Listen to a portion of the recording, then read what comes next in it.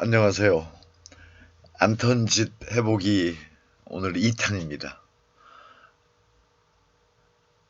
오늘 주제는 남자가 머리를 볶는다는 것입니다. 그러고 보니 지금 시간이 크리스마스 이브, 한국 시간으로 곧 크리스마스 이브 자정이 가까우십니다. 예수님도 사진으로 봤을 때 머리가 길고 약간 곱슬해진 머리, 파마머리 같은 느낌도 든다는 생각이 갑자기 드는군요.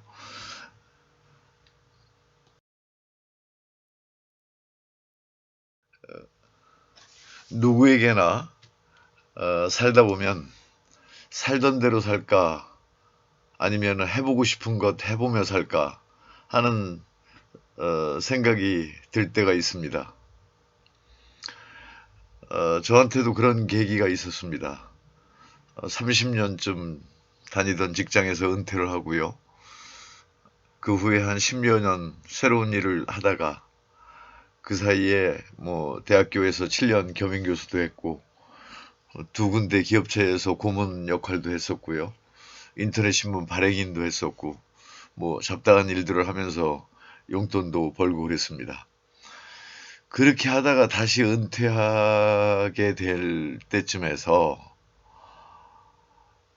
어떤 하나의 그 결심이랄까 생각이 굳어졌습니다. 이제부터는 돈을 벌기 위한 활동을 멈추고 그런 데서는 손을 떼고 이제 내가 하고 싶은 일만 했으면 좋겠다. 그렇게 살아야겠다. 뭐 이런 생각을 뭐 사춘기 소년처럼 어, 했었습니다. 그렇게 살다 보니까 뭐 제가 신고 다니는 신발이나 복장이나 또는 어떤 출입하는 곳이나 어떤 행동 반경이 좋게 말해서 아주 급격하게 캐주얼화 되는 것을 느꼈습니다. 와이셔츠 넥타이 차림이 점점 멀어졌고요.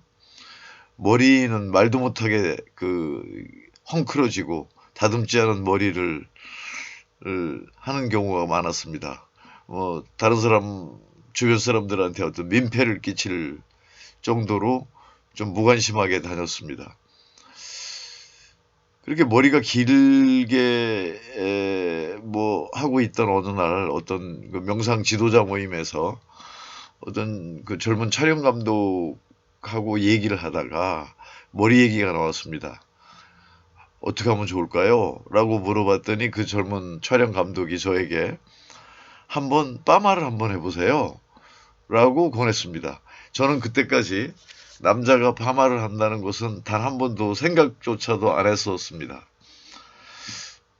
그래요? 파마? 뭐 그렇지만 좀 약간 흘려들었는데 그 무렵 비슷한 시기에 어떤 젊은 여자분하고 이야기할 기회가 있었는데 그 파마 얘기가 나와서 그 의견을 물어보니까 그 여자분이 대답하기를 아마도 제 생각에는 그런 선생님 같은 노인네를 보게 되면은 저 노인네는 뭔 생각을 하는 뭐 하는 사람일까 하는 생각이 얼핏 스칠 것 같다는 그런 대답을 하게 됐습니다. 다시 얘기해서 약간의 관심을 끌게 될 거라는 이야기였었습니다.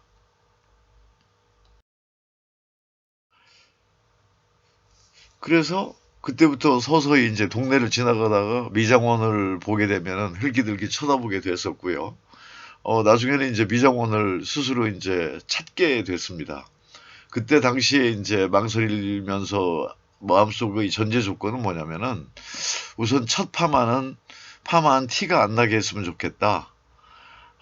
뭐 크게 내가 못을 낼 것도 아니니까 싼 값이었으면 좋겠다. 그 다음에 들어갈 때 여성 손님들만 많으면은 좀 제가 무안할 테니 손님이 적고 되도록이면 원장 선생님이 그 대화가 좀 될 만한 그래서 내 머리를 믿고 맡길 만한 원장이었으면 좋겠다.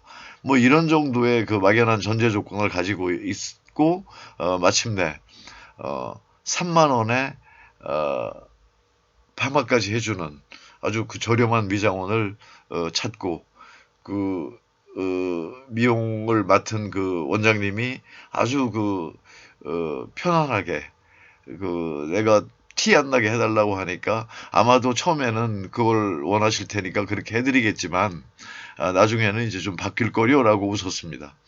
그리고 이제 그날 오전에 머리를 하고 1시쯤에서 이제 제 후배하고 점심을 먹게 약속이 돼 있었습니다. 약속을 먹어서 한 후배하고 식사를 다 마치고 차까지 마시게 됐는데도 제 머리에 대해서 전혀 뭐 파마하셨어요? 라고 하는 질문조차 안 하고 그냥 뭐 무심하게 아무런 화제에 오르지는 않더라고요. 나중에는 제가 답답해서 야, 나 머리 이상하지 않니? 라고 물어봤습니다. 그랬더니 글쎄요? 형님 본래 머리가 좀 곱슬이셨나요? 뭐 이 정도 대답이 나왔습니다. 그래서 야, 그게 아니라 파마한 거야? 그랬더니 저 몰랐습니다. 그러니까 이제 한편으로는 야, 내가 티 안 나게 정말 머리 파마를 잘했구나, 대성공이구나라고 하면서 한편으로는 3만 원이나 썼는데 그렇게 표가 안 나나? 3만 원이 아깝다, 뭐 이런 생각까지 이제 들게 됐습니다. 좌우지간 그렇게 해서 머리 파마는 아주 자연스럽게 저한테 적응을 하게 됐습니다. 벌써 지금부터 한 7, 8년 전 일인가요? 한 10년 가까이 되는 일인 것 같습니다. 그렇게 머리를 볶고 나니까 여러 군데에서 가장 많은 질문을 받는 경우가 뭐 예술가세요라든가 뭐 음악 하시는 분이세요? 뭐 그림 그리세요? 뭐 이런 예술과 관련된 어떤 직업을 가지고 있냐는 식의 질문들이 많았습니다. 새로 보게 되는 분들한테서요.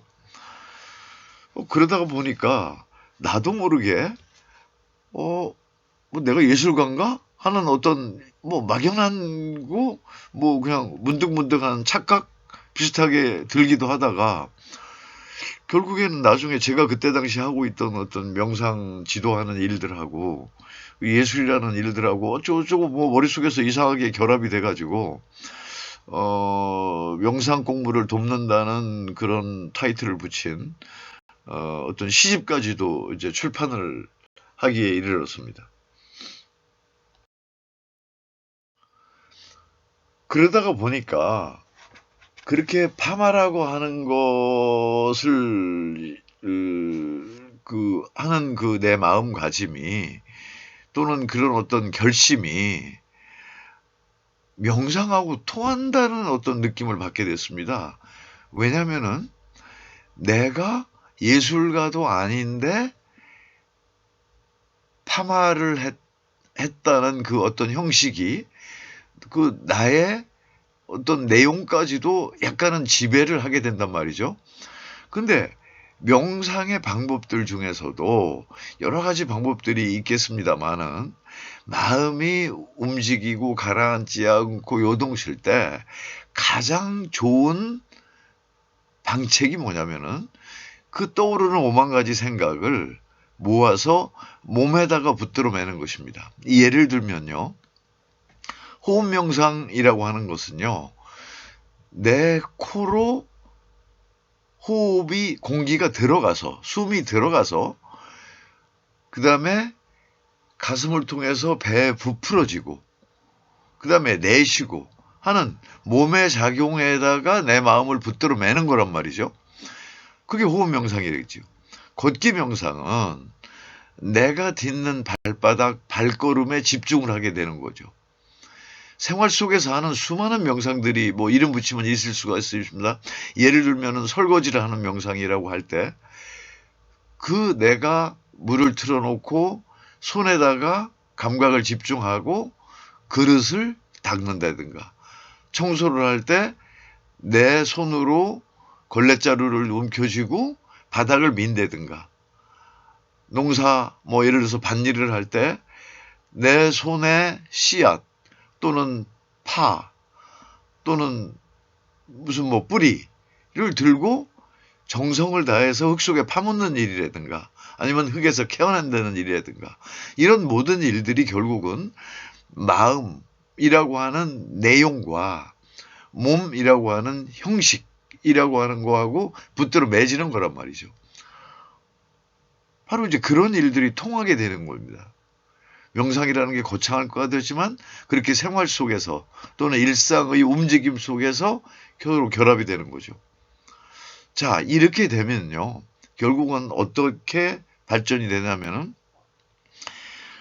고정관념에 파묻혀가지고 어떤 선입관에 파묻혀가지고 어떤 사물을 볼 때 내가 보고 싶은 대로 보게 되는 거죠. 사람들의 어떤 행동을 볼 때 저렇게 하는 행동은 나쁜 거야 라고 하는 걸로 생각을 선입관을 가지고 보면은 길에서 소리 지르고 뛰어가는 어떤 애를 보면 나쁜 애, 버릇없는 애, 교양 없는 애 이렇게 치부를 하게 되는 거죠.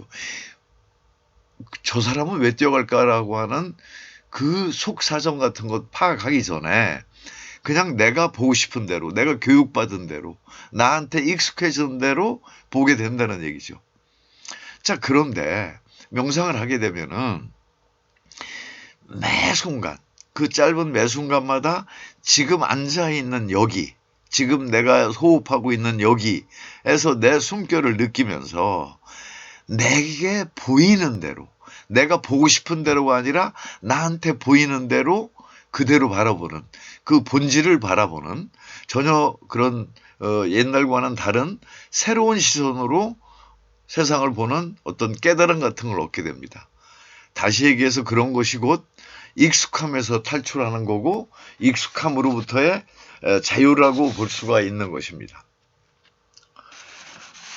다시 또 생활과 명상을 자 왔다 갔다 하면서 결합시켜 보면요. 우리한테 주어지는 이 소중한 시간을 오랫동안 내려온 나의 습관이라고 하는 그게 자랑인지 아니면 반대로 나한테 굴레인지를 내걸고 내 오랜 습관, 그런 편안함, 그러한 익숙함에 안주하는 게 과연 좋은 일인가? 반대로 이 세상이 어차피 영원히 변하지 않는 것이 없다면, 즉 무상하다면 그 속에는 그 변함 때문에 어떤 시련이나 이별처럼 고통도 물론 있겠지만 또 훨씬 더 잦은 기회에 새로움을 맞는 즐거움이 있을 수도 있습니다. 이렇게 생활과 명상이나 또는 혁이상학적인 것과 형이하학적인 것들을 어떤 관념을 어떤 생활 속의 주제로 바꾼다면은 바로 어떠한 일들도 않던 짓도 해보게 되는 용기를 얻을 수가 있고요. 거기에서 즐거움을 얻을 수가 있고요. 거기에서 보람을 얻을 수가 있고요. 거기에서 어떤 가치를 발견할 수 있습니다. 저같이 고지식한 충청도 남자가 여자 형제도 이모도 고모도 없이 자라서 오직 유아독존 남자아인 내가 외아들로서 그런 그 가부장적인 그 생활 속에서 커왔던 남자가 어느 날 갑자기 여자들이나 하는 걸로 알고 있었던 파마를 하는 용기, 그런 것을 얻게 될 수도 있는 거죠. 이런 과정에서 공허정관념에 파묻혀서 있던 그런 그것들을 멀리하고 아까 말씀드린 것처럼 내 숨결을 내가 느끼면서 있는 그대로 바라보고 본질을 바라보고 전혀 새로운 시선으로 세상을 보는 어떤 깨달음, 그런 것을 얻을 수 있다는 것을 다시 한번 두 번, 세 번 강조를 드리겠습니다. 자, 오늘 여기까지 하겠습니다. 고맙습니다.